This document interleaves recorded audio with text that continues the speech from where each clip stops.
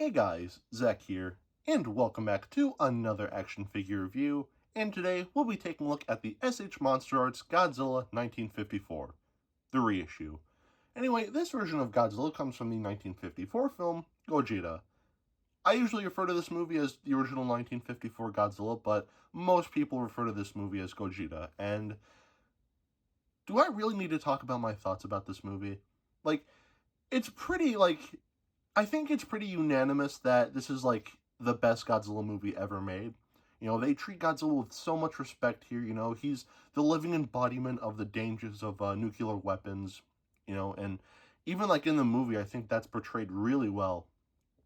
The soundtrack is very good, and the special effects, while they're dated, in fact, I'll even say, the puppet doesn't look very good. For the most part, I think hold up very well. There's some shots that, for the time, are really impressive. So, yeah, the original 1954 Godzilla is, honestly, not just my favorite Godzilla movie, but easily my second favorite movie of all time, right behind Jurassic Park. So, yeah, the original 1954 Godzilla is a phenomenal movie, and if you haven't watched it yet, please do yourselves a favor and watch it, because, like I said, the original 1954 Godzilla is a masterpiece of cinema. So, yeah, I don't really know what else to say, so let's just get right into this. Like usual, to start this review, we'll take a look at the paint, and the painting on this figure, I think, looks really nice, so let's take a closer look. So right off the bat, I just want to point this out. The dorsal plates, I think, are painted really nicely. They are a nice grayish coloration, and it sort of eases into a darker shade of gray towards the middle of each of the dorsal plates, which I think looks really nice. And we get that same coloration from the back of the neck here, all the way to about there on the tail. I wish it continued further here because there is a little bit left there, but maybe that is accurate and maybe I'm just being too picky. So yeah, but that's pretty much it for the dorsal plates. The toenails here are painted a dark shade of gray, which I think looks nice. They're kind of airbrushed on there, so I think the toenails look nice. The fingernails are not painted, though I believe that's accurate.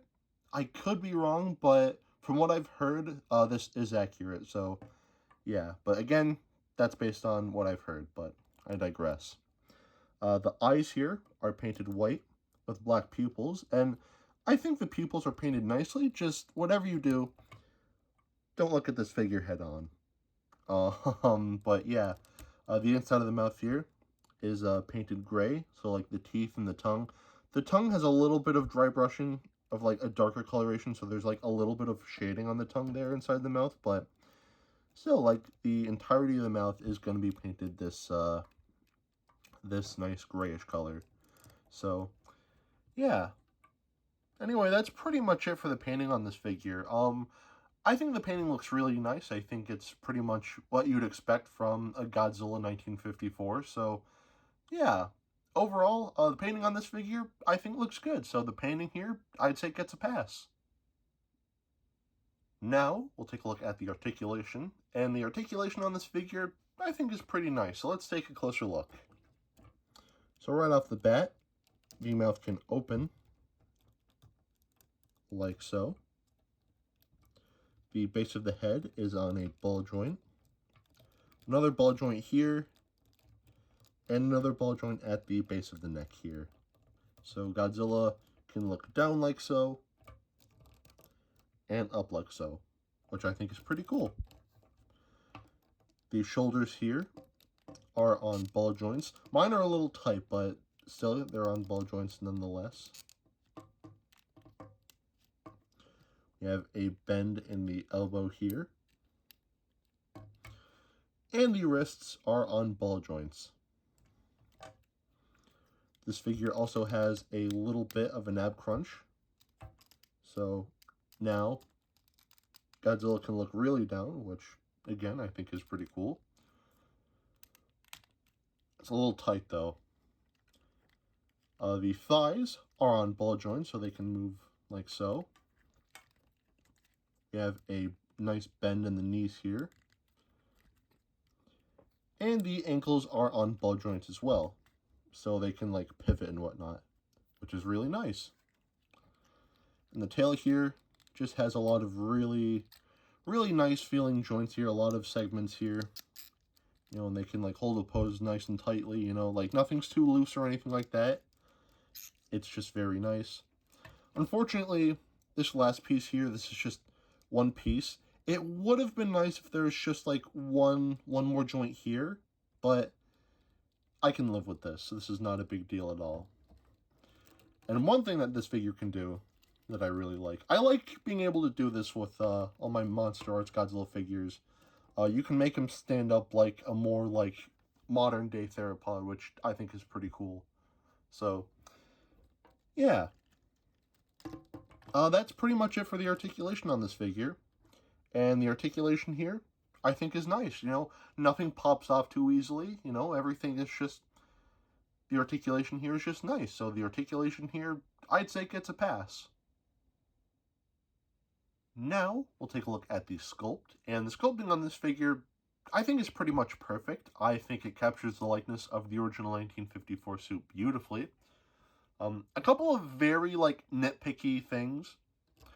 The ears, I think, might be a little too big. You know, not like, it doesn't look out of place or anything like that, but I feel like they could have been, like, just shrunken down just a little bit. Like, not a whole lot, just a little bit.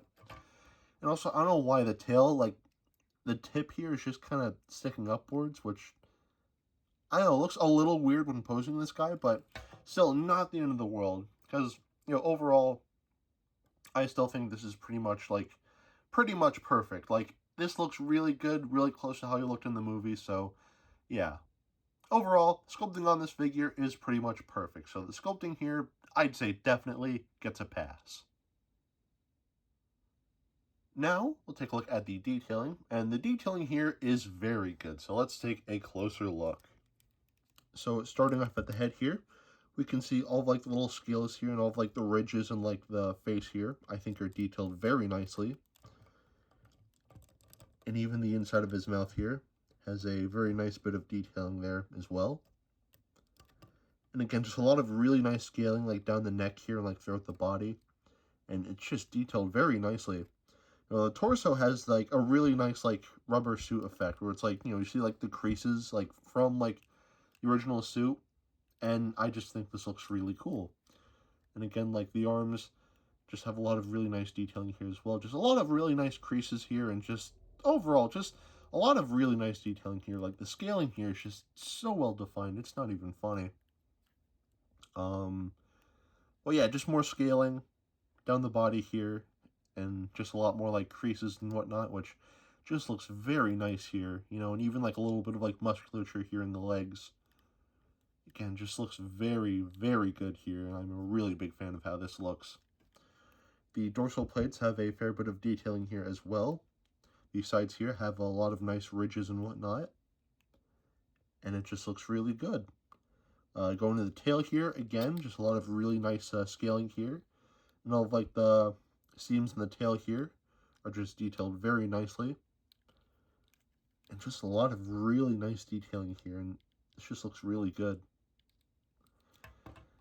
And yeah, that's pretty much it for the detailing on this figure. Yeah, the detailing on this figure is very good.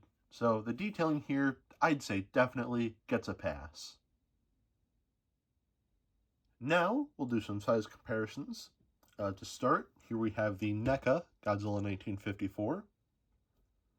Here we have the 50th Anniversary Memorial Box Godzilla 1954. Here we have this little Godzilla 1954 figure I had from when I was a kid. This guy came in the Pack of Destruction set that came out in 2002, so, yep. Here he is. And, of course, here we have some hand sanitizer. And here we have Dr. Billy Grant. So at the end of the day, should you get this figure? Yes? I'm going to say yes here. The painting, I think, is great. The articulation is great. The sculpting, the detailing, everything about this figure is great. The reason why I was a little reluctant to say yes is because of the price tag. Now, This is like a smaller figure compared to like other SH Monsterarts figures, and he comes with no accessories. The price tag for this guy is still like $80. Now, I got this guy from Awesome Collector, so the price might vary depending on other websites. You know, some websites might have them for more of an expensive price, while others might have them for a slightly cheaper price. I'm going off of Awesome Collector because that's where I got this guy, and $80 is way too high in my opinion. Like, it's a great figure, don't get me wrong, but like $80, like, this figure is not $80 awesome. I'm sorry. And one thing that actually really frustrates me, as I mentioned at the start of this video, this figure is actually a reissue. The original figure came out in 2016, 2017, something like that. And the original price tag for this figure was actually pretty decent, you know, like going off of Hobbylink Japan, like the price tag was still like very good, you know, like 55 bucks. That's like, I think this figure is 55 bucks worthy. $80, not so much, but 55 bucks, I'd say hell yeah. And while we're on the topic, I think like the Monsterarts line as a whole, like Hobbylink Japan still has some of their listings, and you can just see like some of these figures are still like pretty cheap. Like I think the most expensive figure there was like $80, $81, which is expensive, don't get me wrong, but like that's better than like modern Monsterarts figures, because you look at the price tags for some of these figures and it's like, what's going on here? What's this? What's that even? You know, like a lot of people are dropping the SH Monsterarts line, and to be fair, I don't blame them, because I still like the SH Monsterarts line. You know, I still think like, you know, they're very nice quality figures. In fact, that's why I picked this guy up, because, you know, I think he is a very nice quality figure. It's just, people are just turned off by that price tag. And yeah, the prices of like modern SH Monsterarts figures are just not very good. And even like over the summer, I reviewed the SH Figuarts Gomora, and not only did that figure come with accessories, but that figure was also like 70 bucks. Why is this figure, a figure that not only comes with 0 accessories and, you know, is like slightly smaller than that figure, why is this guy 80? Like, it just doesn't make sense to me. Like, Bandai, if by some miracle you're watching this, then please just reduce the price of your SH Monsterarts figures. Like, $80 for this guy is a little too high. And even the new Godzilla -1 SH Monsterarts figure, that $124, like, come on now, just lower the price, please. This is ridiculous, but I digress. Anyway, I've been ranting for far too long.